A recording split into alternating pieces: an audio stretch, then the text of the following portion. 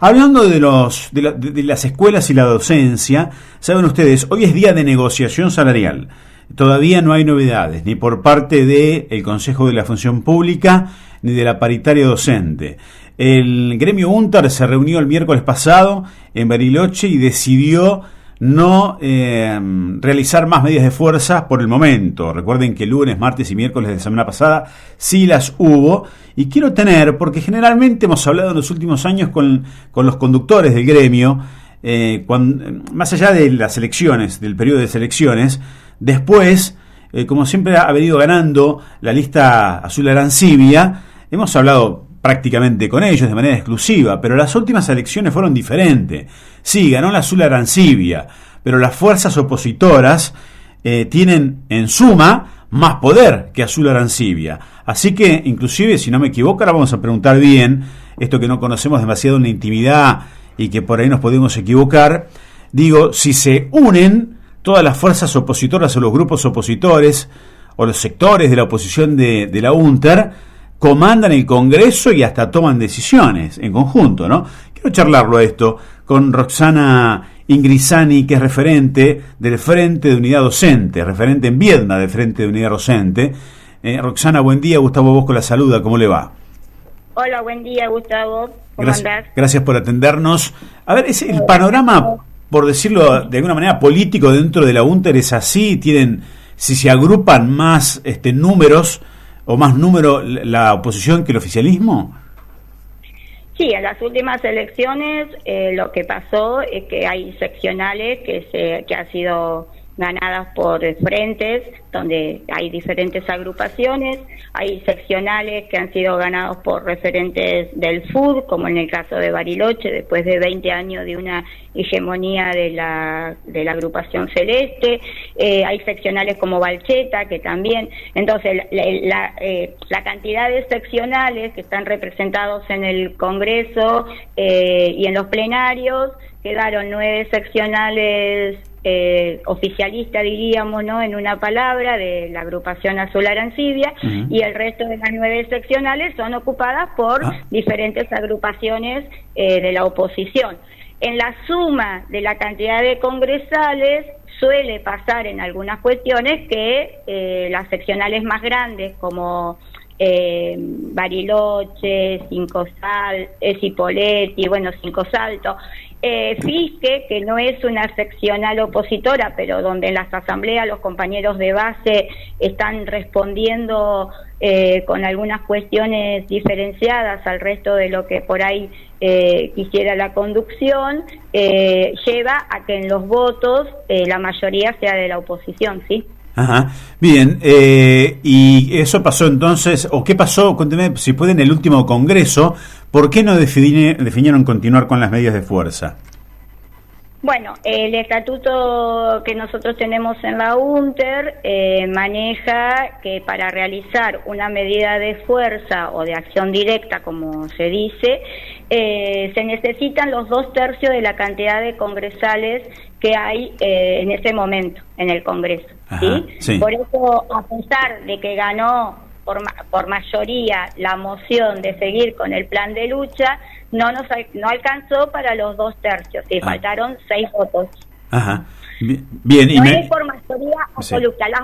Las otras decisiones sí, pero todo lo que sea acción directa, ya sea paro, diferentes modalidades de paro y todo eso, se resuelve con los 2/3 del total de los congresales. Ajá. Es decir, en el último congreso había 228 congresales y se necesitaba 152 votos y la mayoría salió de 147, es decir, faltaron 6 votos por ahí, 6-7 votos. Bien, bueno. Ahora, no es el último tema, el único tema que les preocupa, ¿no? A ustedes como frente, digamos, hay otras cosas que tienen que ver, no sé, con la obra social y varias cuestiones más.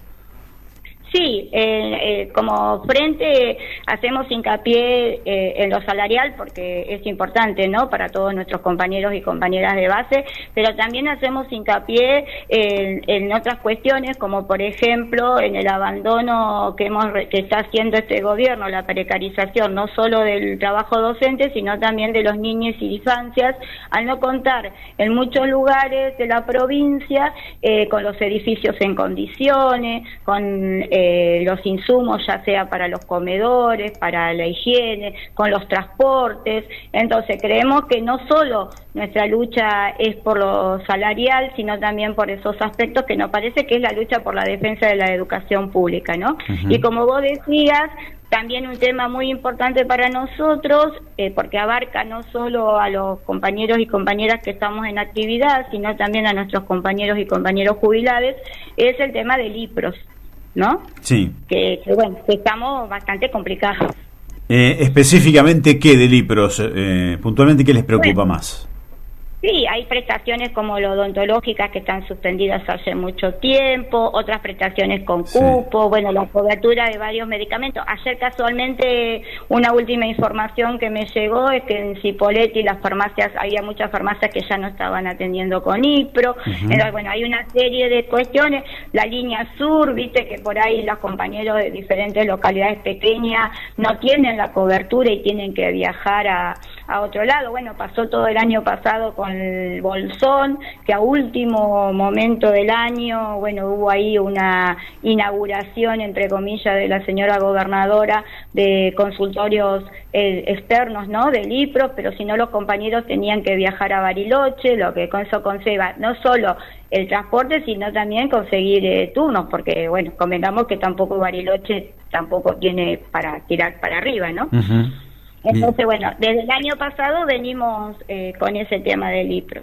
Y también el IPRO, bueno, es consecuencia de lo salarial, ¿no? Porque acordate que venimos cuestionando ya desde el año pasado y que hubo un acuerdo con el ANSES, que es lo que generó la moratoria después para los jubilados y jubiladas, que pasaron a ser deudores, ¿no?, del Estado. Esto de que el gobierno tenía que garantizar que los próximos aumentos, desde el año pasado que se hizo el convenio, tenían que ser de sumas remunerativas. Sí. Nosotros llegamos a tener como dos trabajadores el 20% de nuestro salario blanqueado, es decir, remunerativo, y el 80% en negro. Eso conllevó un déficit para el ANSES, pero también un déficit para la obra social, porque la obra social toma su recaudo de lo que es remunerativo, ¿no? ¿Eso es ahora? ¿El 80 en negro todavía tienen? Eso fue el año pasado y se fue como acomodando hasta llegar a equipararse, pero con esta propuesta que nos había planteado el gobierno de anualizada, es decir, por un año, nosotros lo que vemos es que para enero del 2024 nos volveríamos a acercar a ese porcentaje. El 70% del salario sería no remunerativo y un 30% remunerativo. ¿Por qué? Porque sigue habiendo sumas no remunerativas como el Estado docente, por ejemplo, que es donde se va la mayor cantidad de los porcentajes de aumento. ¿Qué ítem me dijo? Perdón, que no lo entendí bien. ¿El último? El Estado docente. ¿Qué es? Nosotros tenemos, a ver, ¿qué es eso? Es como el básico dividido, ¿viste? Nos hicieron un básico no unificado y el básico común, la parte más remunerativa, y la otra parte del Estado docente, que es donde va la mayor cantidad de los porcentajes de aumento. Cuando vos estás a pronto a jubilarte, antes eran 2 años, te blanqueaban todo, y ahí es donde vos notás la diferencia, ¿viste? Ahí es donde empieza a haber más aporte. A partir de ese acuerdo que se hizo con ANSES, se empezó a blanquear el sueldo de los docentes 3 años antes, para poder lograr los aportes al ANSES, ¿no? Claro, claro. Bien, bueno, ¿hay alguna otra? A ver, ustedes no pueden participar como oposición de las negociaciones salariales que hay hoy, por ejemplo, ¿no? Ahí no pueden intervenir.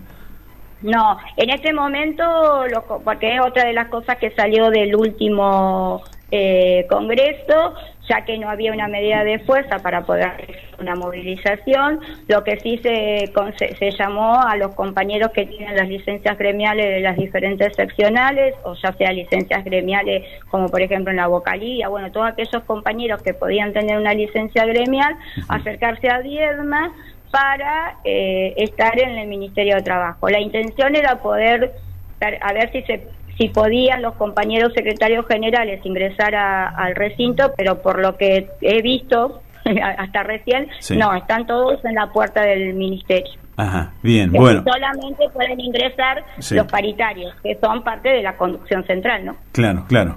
Bien, el salario, o sea, los aumentos, la última, ahora, Roxana, ¿los aumentos son acumulativos o responden a salarios del año pasado, por ejemplo?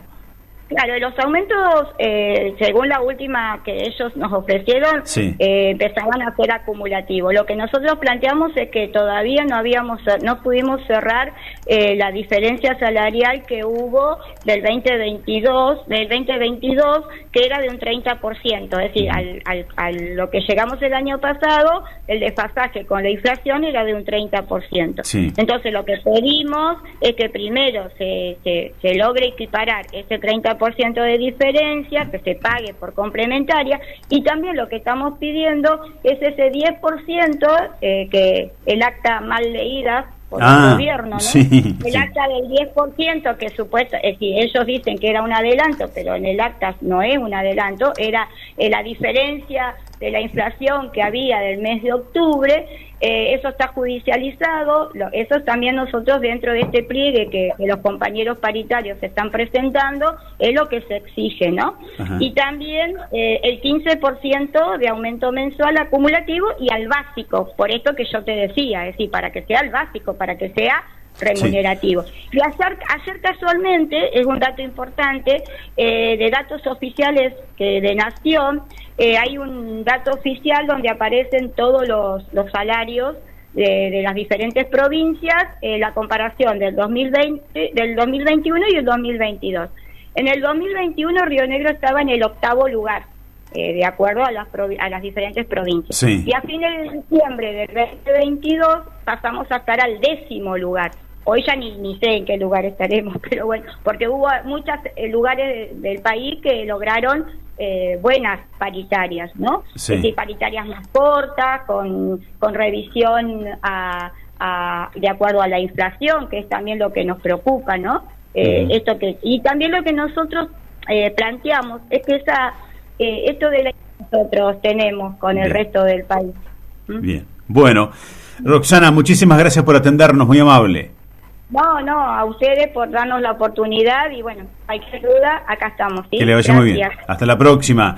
Bueno, Roxana Ingrisani, que es referente en Viedma del Frente de Unidad Docente, es decir, uno de los sectores de la oposición de la UNTER, bueno, en disconformidad con varias cosas que hace la conducción del gremio, que es del sector Azul Arancibia de hace unos cuantos años, hablando de que a fin de año, si aceptan la oferta salarial actual del gobierno, van a tener el 70% del salario en negro, en blanco solo el 30%. Y también hablando de lo que esperan para esta paritaria, que están ahí, no solo está el oficialismo, sino la oposición también está acá en Viedma, no adentro de la reunión paritaria, sino ahí en la vereda, en los alrededores, como esperando.